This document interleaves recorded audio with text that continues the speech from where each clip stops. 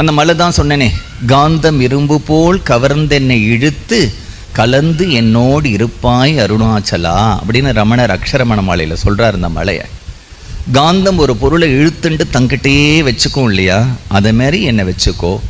பெயர் நினைத்திடவே பிடித்திழுத்தனையும் உன் பெருமை யார் அறிவார் அருணாச்சலா அப்படிங்கிறார். ரமணர் ஒரு இடத்துல சொல்லும்பொழுது சொல்கிறார், நாயன்மார்களுக்கெல்லாம் திருவண்ணாமலைக்கு வந்து இந்த அருணாச்சலேஸ்வரரை பார்க்கணும்னு ஒரு ஆசை.